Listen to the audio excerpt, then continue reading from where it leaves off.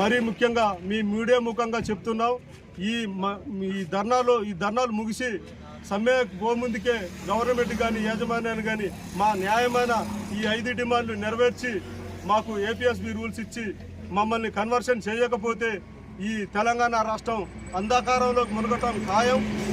ఈ మీడియా ముఖంగా చెప్తున్నాం, హెచ్చరిస్తున్నాం. దాన్ని దృష్టిలో ఉంచుకొని మాకు న్యాయం చేయవలసిందిగా కోరుతున్నాం.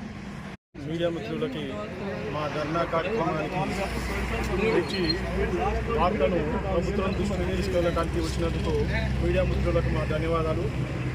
మేము విద్యుత్ శాఖలో ఆర్టిజన్ కార్మికులుగా 2017న విలీనం చేయడం జరిగింది. ప్రభుత్వం మా యొక్క కోరికలను మన్నించి మాకు పర్మనెంట్ ఎంప్లాయీగా మేము విలీనం చేయమంటే ఆర్టిజన్ కార్మికులుగా కొత్త పేరు పెట్టి బ్రిటిష్ వాళ్ళ రూల్స్ ఇచ్చి తెలంగాణ రాష్ట్ర విద్యుత్ ఆర్టిజన్ జేఏసీ యాక్షన్ కమిటీ పిలుపు మేరకు మేము ఈరోజు హుజూర్నగర్ డివిజన్ నందు ధర్నా కార్యక్రమం నిర్వహించాము. వారి 30వ తారీఖు కూడా ధర్నా కార్యక్రమం నిర్వహిస్తున్నాము. దానిలో భాగంగా 2వ తారీఖు అన్ని సర్కిల్ ఆఫీసుల ముందు మేము వంట వార్పు కార్యక్రమాన్ని కూడా ఏర్పాటు చేస్తున్నాము.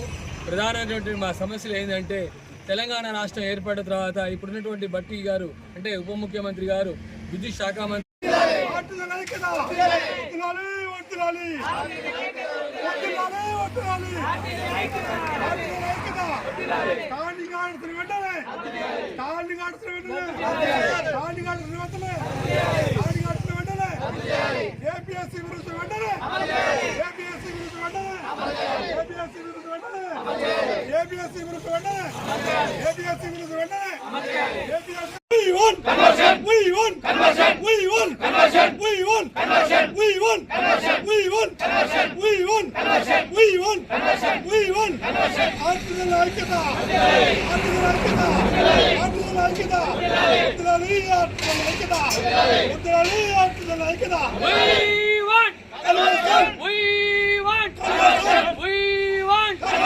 ఆర్టిజన్ వద్దురా.